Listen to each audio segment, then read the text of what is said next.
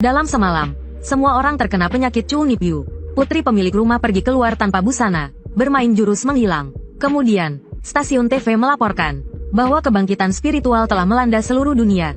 Semua orang membangkitkan kekuatan supernatural. Tak hanya ada yang membangkitkan kekuatan mengubah batu menjadi emas dan kekuatan api. Bahkan ada juga yang membangkitkan kekuatan untuk mengendalikan waktu dan memanggil sesuatu. Tapi di mataku, mereka terlihat seperti orang gila yang berkelahi dengan udara. Karena aku sama sekali tidak bisa melihat kekuatan supernatural mereka. Oleh karena itu, aku pergi ke psikiater. Setelah mendengar penjelasanku, dokter itu dengan serius mencoba membohongiku. Dengan mengatakan bahwa aku mungkin menderita sindrom pikun. Dan tidak bisa menerima hal-hal baru. Setelah menjelaskan beberapa hal dengan singkat, dia buru-buru mengusirku. Tetapi ketika aku sampai di pintu, suara dokter dari belakang membuatku terkejut selama 10.000 tahun. Dokter itu sedang mengedit otak dengan Photoshop. Hal ini membuatku meragukan kesehatan mentalku sendiri. Mungkinkah aku yang sebenarnya gila? Saat aku kembali ke kompleks apartemen, suara petasan yang memekakkan telinga memutuskan lamunanku. Melihat spanduk yang digantung, aku tidak berminat untuk merayakannya. Aku langsung berjalan menuju kamarku. Sepanjang jalan, pikiranku kacau balau. Sampai aku tiba di depan pintu kamarku, hatiku langsung mencelos. Astaga, putri pemilik rumah berdiri telanjang di depanku. Melihat aku terpaku di tempat, Zhao Xia juga terkejut. Ada apa dengannya? Sepertinya dia bisa melihatku. Kekuatan supernaturalku kan menghilang. Apa sudah hilang secepat ini? Saat itu, aku juga panik. Melihatku terus mendekat, dia menutup matanya dengan gugup. Untungnya, seekor tokek di belakangnya menyelamatkanku. Sebelum dia sempat bereaksi, aku membawa tokek itu kembali ke kamarku. Setelah kembali ke kamar, keringat dingin mengucur deras dari tubuhku. Jika pemilik rumah tahu aku melihat putrinya telanjang, dia pasti akan memotongku menjadi 8 bagian hari ini. Namun, sebelum aku sempat tenang, putri pemilik rumah itu bergegas masuk ke kamarku. Melihat putri pemilik rumah memeriksa sekeliling kamarku, jantungku berdebar kencang. Astaga, dia sangat hati-hati. Setelah semua ini, dia masih harus mengikutiku untuk memastikan. Memikirkan hal ini, aku mulai berakting, sambil memasukkan tokek ke dalam botol minuman keras. Aku bergumam, lagi pula dia hanya seorang gadis. Dia pasti tidak tahu apakah ini air atau minuman keras. Setelah mengatakan itu, aku berbalik dan duduk di sofa, berniat menonton pertandingan sepak bola untuk menenangkan diri. Sementara itu, Zhao Xia berbaring di atas meja dan mengamati untuk beberapa saat. Dan memang tidak menyadari bahwa botol itu hanya berisi air biasa. Tapi dia masih merasa tidak tenang. Lalu dia datang ke belakangku. Tidak, aku harus mencari cara memastikan sekali lagi apakah dia benar-benar tidak bisa melihatku. Mendengar suara di belakangku, aku tanpa sadar menegang. Astaga, kenapa dia belum pergi juga? Ini bukan serangan mental, tapi siksaan fisik dan mental. Melihatku menonton pertandingan dengan serius, putri pemilik rumah nekat. Dia datang ke depanku, dan tiba-tiba membuka lebar kedua tangannya. Melihat wanita cantik tepat di depanku, aku, yang sedang menahan diri, tiba-tiba berdiri. Yes, gol, kerja bagus. Mendengar itu, dia berbalik ke layar TV. Setelah melihat benar ada gol, dia merasa lega. Tepat sekali, sepertinya pria ini memang melihat layar TV melaluinya. Aku memang tak terlihat. Lalu dia pergi dengan langkah lebar, sampai aku mendengar suara pintu tertutup. Aku baru bisa lemas di sofa. Ya Tuhan, untungnya pertandingan ini siaran ulang. Setelah dia meninggalkan kamarku, tak lama kemudian terdengar keributan dari luar jendela. Melihat situasi di luar jendela, aku tak bisa tidak mengagumi betapa enaknya pekerjaan tetap. Namun, sedetik kemudian, putri pemilik rumah tiba-tiba menoleh ke arahku. Aku langsung menghindar ke samping karena takut. Tak lama kemudian, pintuku diketuk dengan keras. Saat aku membuka pintu, aku bertemu dengan pemilik rumah yang marah. Tanpa basa-basi, dia langsung menyeretku dan barang-barangku keluar. Melihat pemilik rumah yang mengusirku, aku langsung duduk dengan marah. Aduh, apa yang kau lakukan? Aku tidak menunggak sewa, tapi pemilik rumah tidak peduli. Tidak ada alasan. Putriku bilang kau tinggal di sini. Membuatnya merasa aneh, jadi dia tidak ingin melihatmu lagi. Cepat pergi, aku hanya bisa pasrah mendengarnya. Jelas-jelas dia yang menggodaku. Kenapa aku yang harus menanggung akibatnya? Firasat keenam wanita ini sialan. Tak ada pilihan. Aku mengeluarkan ponselku untuk mencari rumah murah di sekitar sini. Aku segera melihat sebuah kamar di ponselku. Aku langsung duduk. Pusat kota. Sewa bulanan 500. Tapi sedetik kemudian aku berpikir lagi. Sewanya sangat murah. Apa mungkin berhantu? Tapi aku tak punya pilihan lain. Toh sudah begini, tak perlu takut lagi. Berpikir seperti itu, aku pun pergi. Kita lihat saja nanti. Tanpa sepengetahuannya, apartemen ini telah dikuasai oleh siluman kucing. Saat aku berangkat, 3 agen khusus sudah datang untuk menyelidiki. Namun, begitu mereka masuk, mereka langsung ditelan oleh siluman kucing itu. Seiring berjalannya waktu, aku segera sampai di depan apartemen. Melihat desain interiornya, aku tak bisa menahan kekagumanku. Dengan lokasi dan lingkungan seperti ini, sewa bulanannya pasti lebih dari 10.000. Tapi karena sudah sampai di sini, aku tetap mengetuk pintu. Tapi pintunya terbuka sendiri dengan bunyi krek. Melihat pintunya tidak terkunci, aku pun waspada dan melihat sekeliling. Melihat lobi yang gelap gulita, aku merasa merinding. Lorong ini bahkan tidak memiliki lampu. Namun, baru saja aku mengatakan itu. Halo, apakah Anda ingin menginap? Jantungku langsung berdebar kencang. Ini sangat mengejutkan. Namun, gadis itu melambaikan tangannya padaku dan berkata, sewa 500, bisa dicicil. Ketakutanku langsung menghilang. Yang ada hanyalah mata berbinar-binar. Anda sungguh baik hati. Gadis itu pun mengajakku melihat kamar. Karena sekelilingnya gelap gulita, aku bertanya, maaf, apakah di sini sering mati lampu? Kenapa lampunya tidak dinyalakan? Mendengar itu, langkah kakinya terhenti. Beberapa saat kemudian, ia menekan sakelar lampu. Lalu ia mengangkat tangannya ke arahku. Nah, ini kamarnya. Tiba-tiba, seekor kucing hitam melompat ke bahunya, dan terus menggeram ke arahku. Aku baru sadar kalau kucing ini takut cahaya. Tapi aku tidak peduli. Aku mengikuti pemilik apartemen masuk ke kamar. Tetapi, setelah aku dan pemilik apartemen masuk ke kamar, aura menyeramkan mulai muncul dari luar kamar. Melihat desain kamarnya, aku takjub. Dibandingkan dengan kandang merpatiku dulu, ini seperti istana. Sambil berkata begitu, aku menyentuh sofa yang mahal itu. Katanya sewa 500, dan bisa dicicil. Benarkah? Tanpa sepengetahuanku, di belakangku, gadis itu bersiap menerkamku dengan cakarnya. Tapi tiba-tiba ia berhenti. Ternyata aku sedang menggendong kucing hitam itu. Pantas saja tegangan listrik di sini tidak stabil. Ternyata kucingmu menggigit kabel listrik. Gadis itu terkejut. Orang ini dengan mudah menekan kekuatan silumanku dan menstabilkan lingkungan yang berubah. Tapi dia tidak memiliki aura spiritual dan tidak menyadari keanehan di sekitarnya. Ia segera menyimpulkan bahwa aku mungkin memiliki jimat pelindung. Saat itu, aku tidak menyadari niat tersembunyi pemilik apartemen. Setelah melihat-lihat, aku memutuskan untuk menyewa kamar ini. Tetapi, saat aku mendekati pemilik apartemen, alarm asap di kamar tiba-tiba berbunyi. Gadis itu segera mendekatiku dan berkata, maaf, sepertinya ada masalah dengan detektor asap ini. Bagaimana kalau kamu mandi dulu? Mendengar itu, aku sedikit malu. Tapi kupikir, untuk 500.000, masa bodoh amat. Lalu aku berjalan menuju kamar mandi. Tapi tepat setelah aku menutup pintu kamar mandi, gadis itu menunjukkan wujud aslinya. Tunggu sampai kau telanjang. Aku tak percaya aku tak bisa mengalahkanmu. Saat aku sedang mengagumi kamar mandi yang mewah ini, pintu kamar mandi tiba-tiba terbuka. Ketika aku melihat dengan jelas apa yang ada di depanku, hidungku hampir mimisan. Baru saja lolos dari rayuan putri pemilik rumah. Sekarang muncul lagi cosplay pemilik rumah wanita. Tapi sedetik kemudian aku menggelengkan kepala. Bagaimanapun, ketampananku ini belum sampai membuat orang jatuh cinta pada pandangan pertama. Maka aku segera menutupi dadaku. Namun, melihat pemilik rumah yang terus berjalan ke arahku, aku merasa ingin menangis. Bisakah kita bicara setelah aku berpakaian? Mendengar itu, pemilik rumah langsung terlihat waspada. Mau ambil baju? Ternyata kau punya jimat untuk melawan aku. Setelah mengatakan itu, cakar kanannya tiba-tiba melempar pakaianku ke samping, dan kucing di sampingnya langsung menggigit bajuku dan keluar dari kamar mandi. Melihat pakaianku dibawa pergi, aku segera mengejarnya, tapi pemilik rumah menghalangi jalanku lagi. Jangan coba lari, kau tak bisa lolos. Setelah mengatakan itu, dia menerjangku. Tapi entah kenapa, karena insting, dia tiba-tiba mundur selangkah dan gagal menerjangku. Melihat pemilik rumah yang masih di tempat, aku segera berteriak, Nona, jangan macam-macam ya. Namun, semakin aku seperti itu, siluman kucing itu semakin ingin melahap jiwaku. Maka dia menerjangku lagi. Melihat pemilik rumah yang menerjangku, aku tak peduli lagi, dan langsung membuka kedua tanganku untuk menyambut kebahagiaan. Surga, saat aku sedang menghela napas lega, aku melihat lagi kucing hitam yang mengganggu di bahu pemilik rumah. Maka aku langsung melemparnya keluar.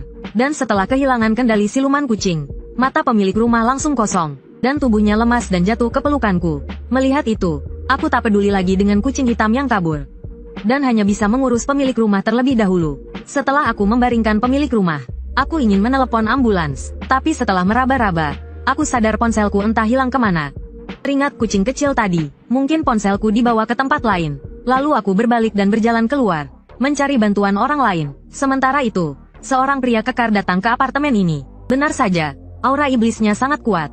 Agensi terlalu ceroboh. Seharusnya mereka mengirim aku yang level S ini lebih awal, agar bisa menyelamatkan lebih banyak nyawa tak berdosa. Begitu selesai bicara, dia melihatku. Melihat itu, dia terkejut. Melihatku terus berjalan ke arahnya untuk meminjam ponsel. Dia langsung menyimpulkan bahwa aku adalah umpan di apartemen ini. Lalu, meskipun dia tampak tenang sambil mengeluarkan ponselnya, Diam-diam dia berencana untuk menangkapku. Saat aku menerima ponselnya, dia langsung meraih tanganku. Perkenalkan, aku adalah pengguna kekuatan tingkat S dari Biro Kekuatan Super, Guntur. Setelah mengatakan itu, dia menggunakan kekuatannya padaku. Tapi melihat seluruh tubuhku tidak memiliki aura iblis, dia menyadari bahwa aku hanya orang biasa. Jadi dia berencana untuk membuatku lumpuh dengan listrik. Tapi setelah dia melepaskan tanganku, aku hanya merasakan lengan yang dicengkeramnya pegal. Jujur saja, aku benar-benar tidak ingin berurusan dengan orang gila ini. Setelah melepaskanku, dia berjalan menuju apartemen. Mengingat pemilik apartemen masih terbaring telanjang di dalam, aku bergegas menghalangi pria itu. Tanpa diduga, gerakanku mengejutkannya. Tidak kusangka aku masih bisa hidup dan sehat setelah tersambar petir. Dia pun kembali bersiap. Tadi aku lengah. Kali ini aku tidak akan menahan diri. Kali ini aku tidak akan main-main. Namun, melihatnya mulai mengoceh, aku merasa malu. Orang ini mengoceh apa lagi? Aku tidak melihat apa-apa. Dia sama seperti orang lain, bicara pada udara kosong. Melihat orang-orang yang panik, aku menoleh ke kerumunan di sampingku. Jangan takut, semuanya. Tapi lebih baik aku tidak bicara. Saat aku membuka mulut, orang-orang berlari lebih cepat dari kelinci. Melihat itu, aku hendak menjelaskan. Tetapi pria besar itu menyeringai. Akhirnya kau menunjukkan wujud aslimu? Di belakangku ternyata kucing hitam dari apartemen. Mendengar itu, kucing hitam itu langsung menerkam pria besar itu. Dan pria kekar itu, seperti orang gila, mulai berjoget aneh. Dari sudut pandang mereka, adegan itu sungguh luar biasa. Tapi di mataku, aku hanya melihat seorang pria dan seekor kucing berjoget aneh seperti orang gila. Jadi aku berniat untuk melerai mereka. Lagi pula, masih ada pasien di apartemen yang membutuhkan ambulans. Tapi melihat keduanya tidak memperdulikanku, aku merasa sangat kesal. Jadi aku langsung menendang kucing hitam itu sejauh 2,5 meter. Main di tempat lain sana. Jangan mengganggu urusan serius di sini. Melihat itu, kucing hitam itu berlari keluar. Dan melihat kucing hitam itu berbalik dan lari, pria besar itu segera mengejarnya. Melihat pria dan kucing itu berlari dengan cepat, aku terdiam di tempat. Melihat orang luar tidak bisa diandalkan, aku berbalik dan kembali ke apartemen. Lebih efisien jika aku menggendongnya ke rumah sakit. Tapi setelah aku membuka pintu, aku menemukan gadis itu sudah bangun. Jadi aku segera menanyakan keadaannya. Tapi pemilik apartemen itu tampak bingung. Sama sekali tidak ingat siapa aku. Mengingat tindakan sebelumnya, aku jadi curiga pemilik apartemen itu juga seorang pengguna kekuatan super. Tapi ketika aku ingat dia amnesia, janjinya untuk mengizinkanku tinggal di sini pasti batal. Aku pun ingin menangis. Apartemen bagusku sewanya 500 sebulan. Sekarang aku pasti tidur di jalanan. Saat aku sedang mengobrol dengan pemilik apartemen, tiba-tiba dia merasa sakit kepala yang parah. Wajahnya terlihat sangat kesakitan. Ternyata dia mengingat kembali ingatannya sebelum dirasuki. Melihat pemilik apartemen juga bertingkah aneh, aku hanya bisa terdiam. Percayalah pada sains. Tapi pemilik apartemen terus saja berbicara sendiri. Wajahku memerah, dan aku tidak berani menatapnya. Ketika pemilik apartemen tersadar, dia menyadari bahwa dirinya sudah telanjang. Dia segera menutupi dadanya, dan berkata, "Dasar cabul, apa yang kau lakukan padaku?" Aku diam-diam membalikkan badan, dan berkata, "Aku ini masih perjaka tulen. Aku tidak melakukan apapun padamu. Sebelum aku pingsan, setelah aku pingsan, apa kau melakukan sesuatu? Aku sungguh tidak melakukan apapun padamu. Aku menyelamatkanmu, dan kau malah mencurigaiku. Kau benar-benar menyakiti hatiku." Mendengar omelan pemilik apartemen, aku hanya bisa bersyukur bahwa tidak ada bukti yang tertinggal. Kalau tidak, aku tidak akan bisa membersihkan namaku. Tapi sedetik kemudian, pemilik apartemen mengatakan sesuatu yang mengejutkan. "Kalau kau tidak melakukan sesuatu yang salah, kenapa kau tidak berani menatapku?" Otakku langsung mendidih. Ya ampun. "Kak, kau kan tidak pakai baju. Bagaimana aku bisa menatapmu?" Tapi pemilik apartemen masih berpikir aku punya niat buruk. Berniat jahat. Tidak pakai baju tidak boleh dilihat. Dia kemudian mencolek pipiku, dan berkata, "Lebih baik kau ceritakan semuanya padaku. Tidak ada pilihan lain." Aku hanya bisa membalikkan badan, dan berkata, "Kalian saksinya. Aku ini pria terhormat." Dia memaksaku. Aku tidak mau melihat pemilik apartemen yang telanjang. Wajahku memerah. Iya, kau benar." Lalu aku menatap pemilik apartemen, dan bertanya, "Sebenarnya apa gunanya baju bagimu?" Pemilik apartemen menjawab, "Tentu saja untuk menghangatkan badan, dan juga untuk terlihat cantik, menarik lawan jenis." Lalu dia menyentuh dadaku, dan berkata, "Kalian manusia, tidak seperti kami, kaum kucing. Kami terlahir dengan bulu yang hangat dan indah. Kalian yang telanjang hanya bisa menggunakan pakaian sebagai penggantinya." Kasihan. Mendengar itu, otakku yang baru saja tenang hampir mendidih lagi. "Apa maksudmu, kalian manusia?" Pemilik apartemen langsung menggaruk pipinya, dan berkata, "Aduh, kebawa ngomong." Melihat pemilik apartemen yang bahkan pengetahuan umumnya telah diubah oleh siluman kucing, aku kembali termenung. Khawatir ibu kos kedinginan, aku berbalik untuk mencarikannya selimut. Tapi saat aku membuka pintu kamar nomor 7, pemandangan di depan mataku membuatku terkejut. Astaga, apa-apaan ini? Ruangan yang besar itu penuh dengan orang yang terbaring. Keesokan paginya, para dokter berjas putih berlalu lalang keluar masuk apartemen sambil membawa tandu. Kejadian ini menarik perhatian banyak ibu-ibu dan bapak-bapak yang penasaran. Melihat para ibu-ibu yang bergosip, ibu kos buru-buru bersuara demi reputasi apartemennya. Tidak ada yang meninggal, jangan bicara sembarangan, petugas Biro Kemampuan Khusus bilang. Mereka hanya kehilangan kesadaran sementara. Hanya pingsan, tapi ibu-ibu itu tidak peduli. Siapa tahu nanti ada yang meninggal? Betul, betul, saat itu, aku melihat pria berotot yang kemarin berdansa dengan kucing. Aku langsung ingin kabur, tapi pria itu, Lei, tiba-tiba berbalik dan melihatku. Dia langsung berjalan ke arahku dan mengulurkan tangannya dengan hormat. Aku sebenarnya ingin dia menjauh dariku, tapi Lei terus berbicara. Terima kasih atas bantuan tuan kemarin. Kalau tidak, pasti akan terjadi pertempuran besar. Teringat dansa pria itu dengan kucing. Rasanya kepalaku pusing. Detik berikutnya, Lei merangkul pundakku. Tuan Zhang, Lei punya permintaan. Semoga Anda berbesar hati untuk memaafkan kesalahan kecil saya. Maukah Anda bergabung dengan Biro Kemampuan Khusus kami? Aku langsung melambaikan tangan. Anda salah orang. Jangan mendekat. Aku langsung lari, mengabaikan Lei yang masih membujukku. Bercanda saja. Siapa yang mau ke tempat seperti itu? Tidak lama kemudian, aku bertemu ibu kosku tersayang. Melihatnya cemberut, aku menghampirinya. Mendengar suaraku, dia langsung berubah ekspresi. Melihatmu, aku jadi tidak cemberut lagi. Lalu dia mulai memainkan kalkulator. Beberapa saat kemudian, dia menunjukkan ponselnya padaku. Aku beritahu kamu, mulai sekarang, sewa kamarmu naik jadi 35.000 per bulan. Aku terkejut. Bukankah kita sepakat 500? Kenapa tiba-tiba naik sebanyak ini? Ibu ingkar janji. Cepat sekali. Ibu kos hanya bisa pasrah. Sekarang hanya aku satu-satunya penghuni apartemennya. Jadi dia hanya bisa meminta uang padaku. Aku juga langsung lemas. Memangnya salahku? Ibu mau memerasku sendirian? Semua gara-gara aku? Ya, memangnya kamu yang menghidupiku. Jadi, kamu harus menanggungku. Mendengar itu, wajahku langsung memerah. Sepertinya akal sehatnya belum pulih. Melihatku terdiam, ibu kos berbalik. Tapi karena kamu sudah menolongku, bulan ini biar aku yang menanggungmu. Harga baru berlaku mulai bulan depan. Oke, aku hanya bisa menjawab dengan pasrah. Setelah itu, aku kembali melihat ponselku. Lebih baik aku cari rumah baru bulan ini. Tapi saat aku sibuk mencari rumah, Lei Ting diam-diam datang di belakangku. Melihat aku khawatir tentang rumah, dia langsung menawarkan gaji tinggi, 1 juta. Dia menjelaskan itu adalah gaji dari Biro Kemampuan Khusus. Dan minimal 1 juta. Mendengar itu, aku langsung bersemangat dan langsung menghampiri Lei Ting. Melihat itu, dia tersenyum dalam hati. Tapi aku yakin, 1 juta hanyalah uang kecil untuk Tuan Ye. Bagaimanapun, kemampuan Anda jauh melebihi level S. Mendengar itu, aku mengelus daguku. Berapa gaji pengguna kemampuan level terendah? Level terendah adalah C. Gajinya 100.000. Tentu saja, itu semua tidak ada hubungannya dengan Tuan Ye. Semua itu tidak berlaku untuk Tuan Ye. Setelah berpikir sejenak, mataku berbinar-binar. Melihat ekspresiku, Lei Ting segera menjelaskan. Tuan Ye hanya memiliki kemampuan tidak terlalu berguna. Akan dinilai level C. Biro tidak terlalu memperhatikan, apalagi melatih. Memberi sedikit uang hanya untuk mencegah mereka membuat masalah. Tapi saat ini aku mengelus daguku. Level C paling aman. Tidak ada yang memperhatikan dan tetap dapat uang.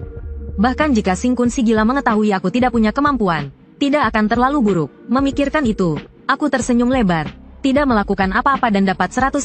Sungguh menyenangkan. Setelah berpikir sejenak, aku setuju dengan ajakan Lei Ting dan memintanya untuk mendaftarkanku sebagai level C. Meskipun bingung, Lei Ting tersenyum dalam hati. Bodoh amat. Bawa dia ke Biro Kemampuan Khusus dulu. Setelah itu, Lei Ting membawaku ke sebuah sudut. Dan setelah melihat Ferrari yang disiapkan untukku, mataku berbinar. Tapi di permukaan, aku bersikap acuh tak acuh. Aku tidak terlalu peduli dengan hal-hal ini. Lagi pula, aku tidak akan bergabung dengan orang gila hanya karena mobil mewah. Melihat itu, Lei Ting merasa kagum. Tuan memang tuan, sungguh rendah hati. Padahal saat ini aku sedang mengagumi mobil mewah itu. Mobil sebagus ini di tangan orang-orang gila.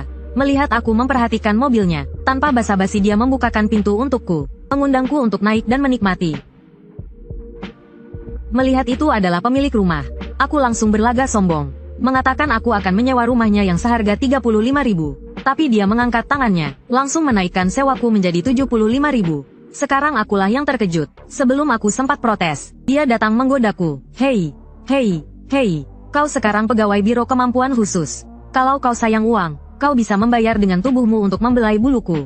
Mendengar itu, aku tercengang. Membayar dengan tubuh agak, lagi pula kita belum terlalu dekat. Tapi setelah mendengar apa yang dia katakan selanjutnya, aku terdiam. Melihat itu, pemilik rumah bermain-main dengan rambutnya. Kami kaum kucing butuh seseorang untuk membelai bulu kami secara teratur. Kalau tidak, seluruh badan rasanya tidak enak. Jika kau membantuku, aku bisa menghemat biaya pijat bulanan. Mendengar itu, aku sangat gembira, dan langsung menerima tugas membelai kucing itu. Hanya membelai kucing, bagiku itu hal yang sangat mudah. Melihatku begitu percaya diri, tuan rumah segera mendekat padaku, dan mengatakan memijat bukan hanya mengelus kepala, tetapi juga memijat leher, kaki depan, punggung, kaki belakang, dan sebagainya secara menyeluruh. Mendengarkan kata-kata tuan rumah selanjutnya, aku terus menelan air liurku. Setelah berpikir sejenak, aku menatap ke depan dengan ekspresi mesum. Bagian depan tidak boleh dipijat, tapi tuan rumah memelototiku. Tentu saja tidak, kami kaum kucing sangat waspada. Bagian itu hanya boleh disentuh setelah kau mendapatkan kepercayaanku sepenuhnya. Melihat itu, aku hanya bisa menyerah. Tapi melihatku membayangkan yang bukan-bukan. Tuan rumah mencolek dadaku. Ini tidak sesederhana itu. Jika kau menyesal, aku akan menggandakan sewamu. Melihat itu, aku menggaruk leherku dengan malu. Aku tidak akan menyesal. Jika aku menyesal, sewa dinaikkan 10 kali lipat pun tidak masalah. Tapi diam-diam aku tertawa dalam hati. Lagi pula, ini adalah kesempatan bagus untuk memijat wanita cantik. Jangan bilang 1 jam. Seharian pun aku mau. Sementara itu, tuan rumah juga diam-diam tertawa. Tenaga kerja gratis ini, harus kuperas habis-habisan. Tak lama kemudian, aku naik mobil menuju biro kemampuan khusus. Tapi aku tidak tertarik sedikit pun dengan pilihan lokasi yang disebutkan oleh Guntur. Melihat itu, Guntur merenung. Sepertinya Tuan Zhang tidak tertarik dengan hal-hal duniawi. Maka yang paling dia butuhkan pastilah peningkatan kemampuan. Lalu dia mulai menjelaskan tentang jimat dan sumber daya yang disediakan. Melihat itu, aku menopang daguku lagi. Orang-orang sekarang benar-benar aneh. Barang-barang itu hanyalah benda biasa di mataku. Tidak ada gunanya bagiku. Melihat aku tidak bereaksi, hati Guntur kembali tenggelam. Sama sekali tidak tertarik. Sepertinya Master Ye takut diganggu, dan terpaksa bergabung dengan biro kemampuan khusus. Mungkin dia merasa biro kemampuan khusus tidak bisa memberikan apa yang dia inginkan. Memikirkan hal ini, dia mengepalkan tinjunya erat-erat. Dalam hatinya, dia bersumpah untuk membuatku puas. Dia tidak akan membiarkan biro kemampuan khusus diremehkan. Tanpa dia sadari, aku memandangnya seperti orang bodoh. Benar-benar membuatku pusing. Seiring berjalannya waktu, kami segera tiba di biro kemampuan khusus. Begitu turun dari mobil, Guntur dengan percaya diri memperkenalkanku ke markas di depan kami. Tapi melihat bangunan yang tampak biasa di depanku, aku tidak merasa terkesan sama sekali. Lagi pula, di mataku, itu hanyalah taman biasa. Fasilitas keamanannya juga sangat buruk. Namun, Guntur mengangkat tangannya lagi. Penghalang kami terintegrasi dengan pertahanan, sensor, dan serangan. Seekor lalat pun tidak bisa masuk dari sudut manapun. Melihatnya menyombongkan diri, wajahku tetap datar. Begitu ya, hebat, hebat, sangat hebat. Sambil berbicara, dia membawaku ke dalam biro kemampuan khusus. Sambil berjalan, dia menjelaskan situasi di depanku. Mendengarkan kata-katanya, aku merasa malu. Astaga, kupikir hanya aku yang gila. Ternyata seluruh dunia mulai gila. Tapi memikirkan pertempuran di masa depan akan menjadi seperti dance battle. Aku merasa sedikit lega. Sepertinya menjadi gila bukanlah hal yang buruk. Melihat aku masih tenang, Lei Ting diam-diam mulai bersaing lagi. Harus menunjukkan sesuatu yang nyata. Tapi saat itu, sebuah suara terdengar dari belakang kami. Yo, bukankah ini Komandan Lei? Kebetulan sekali, mendengar itu, Lei Ting berbalik. Komandan Yang, kau juga baru kembali? Setelah menyapa, dia mengalihkan pandangannya padaku. Wajah ini agak asing. Mendengar itu, Lei Ting mengangkat tangannya dan saling memperkenalkan kami. Tapi setelah mendengar nama orang di depanku, kata-kata keluar dari mulutku. Namamu Yang Jiansan? Kenapa? Kau pernah dengar namaku? Belum pernah. Aku hanya merasa nama itu agak kurang cocok denganmu. Mengikuti pandanganku, orang di depanku bukanlah pria kasar, melainkan seorang gadis kecil berambut putih. Mendengar itu, Lei Ting bingung.